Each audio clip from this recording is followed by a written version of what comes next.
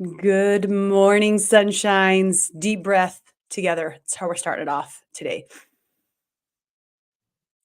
Oh, you guys, have you done yoga lately? Have you taken many of those lately? That's today's practice that we're going through is the magic of breathing, the miracle of breathing, which really ties us into the miracle of all science.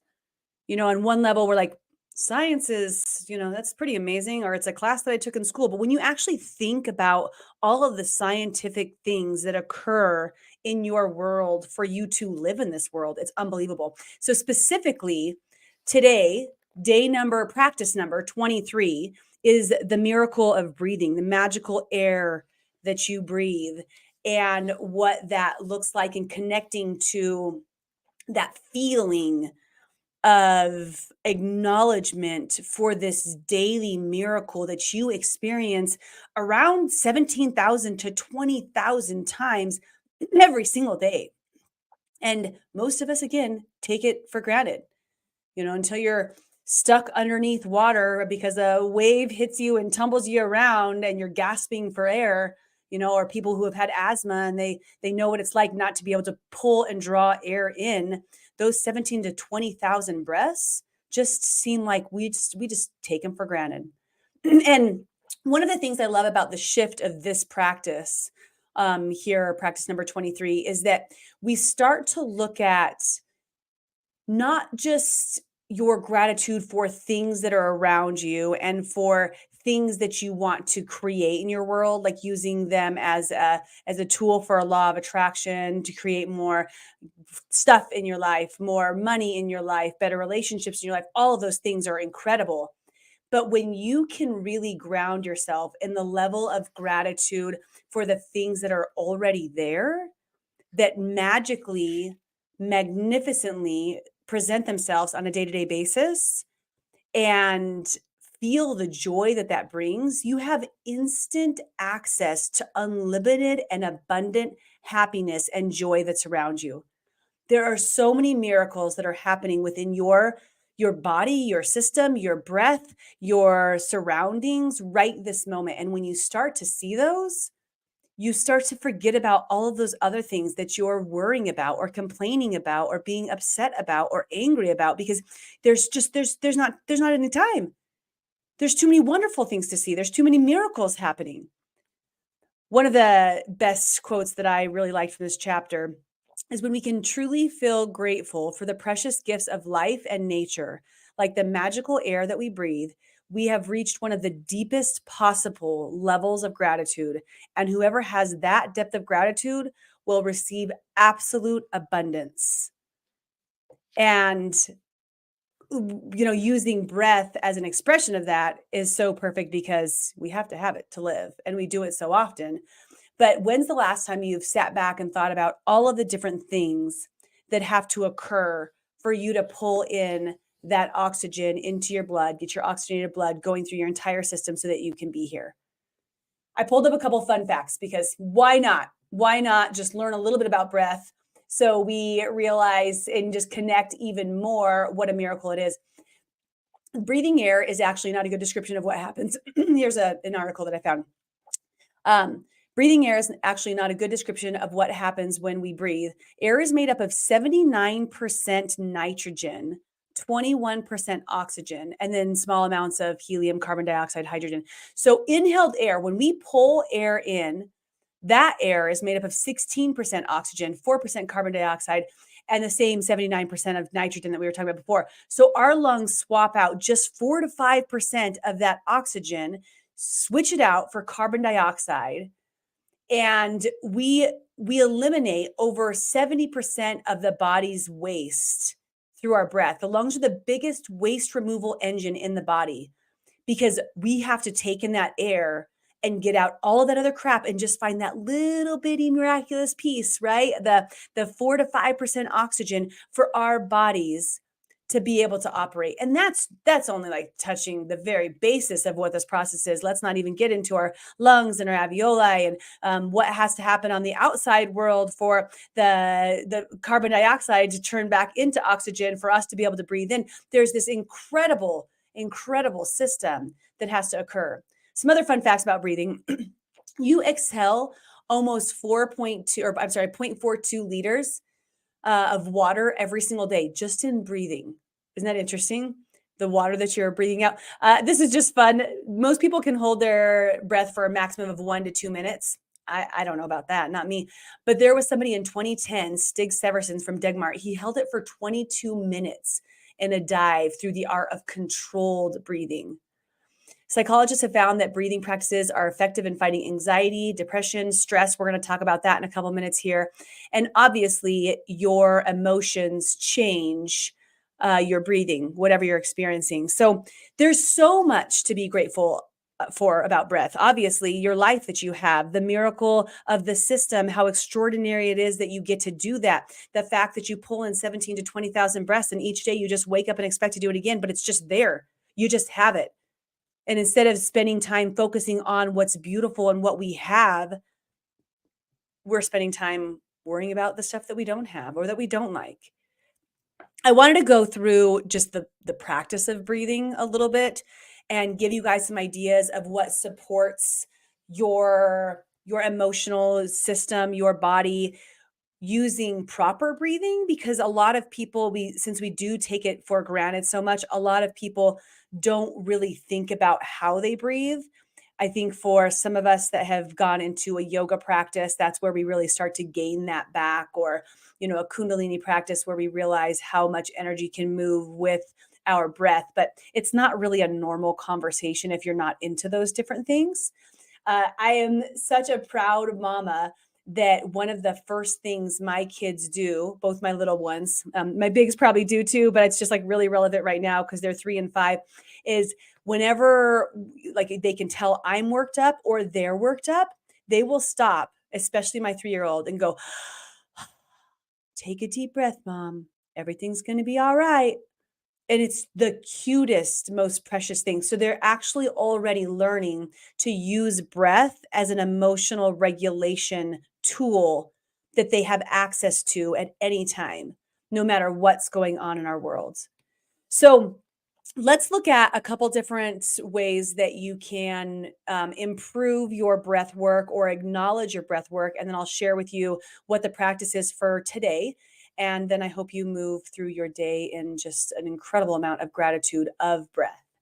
So the first thing is that when you're thinking about your breath work and how you pull in air, sitting up straight is something that can be very supportive. So if you want to practice breathing with me for a second here, sit up or stand up straight and feel yourself like lift from your hips up to your ribs. So like really extending your abdomen, shoulders back, and just feel that position, that posture. And it helps to facilitate your respiratory muscles, your diaphragm between the ribs. So it enables you to move more air through. The second thing is just observe your breath. Just for a second, just be aware of how your breath naturally moves in and out. Focus on the sensations of like your air passing through your nose. I breathe in through my nose and usually out through your mouth, but feel what that feels like. Feel it in your throat, feel it in your belly, and just which way you breathe. Just kind of acknowledge that. Then you're going to try abdominal breathing. So abdominal breathing is where you want to breathe through your stomach as much as possible by inflating your belly with air and then swelling your chest. So it feels funny when you haven't done this before, but if you pull air in, okay, so we're going to pull it in through our nose. And as you do, I want you to like put your hand on your tummy and feel your tummy, force it to expand out. First your stomach and then puff your chest out afterwards. Feel your lungs and your heart coming out. Sometimes this is easier done if you lay down like on your back so you can really feel your stomach, but we're going to do one together. Okay. So in through the nose. And then actually I'm going to combine two different things. So before you take, well, you guys keep breathing when I'm talking about this, but I want to talk about one more thing. Having like a rhythmic breathing, and which is what we're doing right now. We're going to go in through the nose. We're going to fill up our stomach, fill up our lungs. Then at the top of your breath before breathing out, hold that oxygen in. And we're going to count to 1, 2, 3. I'm going to kind of try to count while I'm doing the same time, right? And then slowly exhale, releasing everything from your tummy. Okay, so we're going to do this together. We're just going to take one great breath. All right. So we're going to breathe in through your nose, fill up your belly, puff out your chest, hold it up top. One, two, three, and slowly.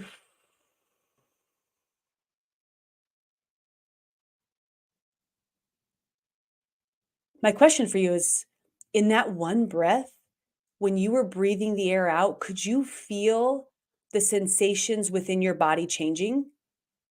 Because I absolutely could. And I don't know what it's like for you, depends on maybe it happens right away, maybe it's with more practice, I'm not sure, but I can automatically feel this, like, emotional release and lightness from doing that rhythmic stomach breathing. Another technique that people will do is, like, alternate nostrils, so, like, breathe through your left and then breathe through your right just to move things differently through your system. As you're breathing, you do want to focus on reassuring thoughts, especially if you're going to, incorporate a breathing practice. Maybe it's a minute of intentionally grateful breathing a day, and as you're doing that, thinking of whatever reassures you, whatever supports you. For me, a lot of times as I breathe in, I say or visualize breathing in light and love, and then as I breathe out light and love. So I don't say breathe, I'm just like light and love. And I visualize that coming in as I'm breathing out light and love and really seeing, the love pouring into me and then me being able to shine that light and pour into others. You can do whatever makes you feel good for really releasing and finding that emotional stability. And when you go through and you start to see that your breath is such a huge component of controlling and regulating your emotional functions, that practice right there, being able to find that inner peace and calm can support you in so many different ways during your life, especially when you are in times of upset, and that could just be something simple like the kids are just really on you, they're getting to you today, you keep telling them to do something and they're not doing that, and you just pause, just like my son says, and take your deep breath. That way you can just center yourself again and acknowledge, like, here, I'm worried about my child pulling out all the Legos when I just put them away. And I get to breathe 20,000 breaths, and all of these different things have to occur for me to do it. Maybe I can just calm down and focus on that. We'll pick up the Legos later. It helps you find this calm in your regular life. In addition, when you start to approach or a huge storm hits your life, and it's like, oh my gosh, how am I going to cope with this situation? Taking those deep breaths and centering yourself is very supportive. When I was the biggest moment that I can think about this occurring for me is when we came back from my son's scans, my baby scans, and we walked back up into our hospital room. And as we wheeled in, we wheeled him in, and actually, I think I was holding him. They were letting me walk. That was almost a mistake.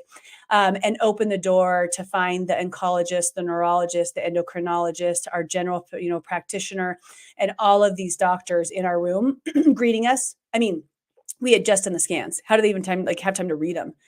And the oncologist introduced herself. I, had to hand my son off to my husband, and I was just like, I just need to sit for a second. And I sat and I took a few deep breaths because otherwise I was about to pass out. And I knew that I could do that practice because I had been practicing it through the minor stresses in life, the Lego moments, the yelling kid moments, the I spilt the milk moments.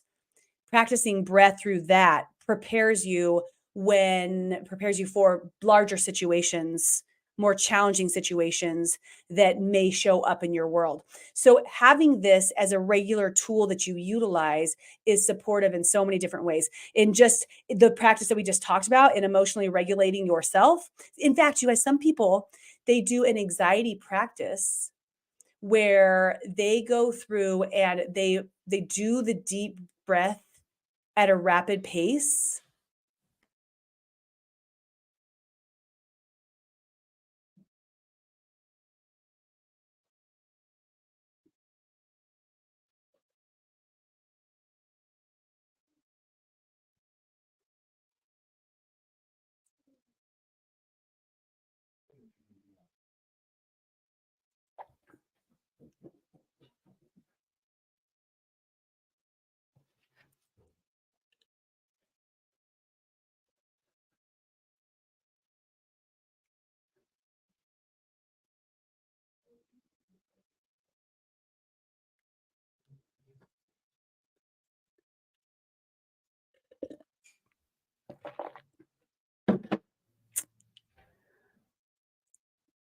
My, oh my. My internet just went out, so I don't exactly know what's happening right now. Okay, let's see. Where should I pick back up? If you can utilize this practice during the minor challenges in your life, you'll see how supportive it is when major things possibly show up. So now we were able to acknowledge the emotional regulation and support of taking in each breath, in addition to the miracle that our breath is on any level, even shallow breathing, which is not as supportive, right? All of that is just, it's a miracle. And so many things have to occur for us to be able to pull in each one of those breaths. Seeing that and then taking that into the rest of your life, acknowledging that there are beautiful, miraculous, scientific, extraordinary things that are happening all of the time. And instead of focusing on those, you're focusing on the if, ands, or buts of the things that you just don't like in this moment, and learning to let go of those and focus on what is supporting you, which could be something as simple as a deep belly breath. Today's practice for the magic is going to be doing 5 intentional breaths, acknowledging the breath coming in and out. And if you can do that deep breath, the deep breath work that we just did, that would be wonderful. So you're going to do 5 breaths 5 times throughout the day. And if you find this supportive, when you find this supportive, I hope that it's something you continue to carry on through your day to day. And the next time you step on a Lego, you're like, oh, I remember Callie said I should stop and breathe right now. I'm going to, stop yelling profanities and I'm going to breathe. Or when the milk spills and you're like, you want to lose it. And you're like, oh, nope, let's focus on the miracle of breath right now. It's going to be okay. And see how that carries you through a different way of being. I really love this practice, the 23rd practice, our magical air that we breathe, because it does connect us in a different way. And I hope you guys find that it does the same. We are moving in to our last handful of practices here for the magic by Rhonda Byrne, where we are reiterating each one of these. And I just want to end today by taking a deep breath together. Breathe in. Hold the breath in. And breathe out slowly. And tell you guys, don't forget that perspective reveals miracles.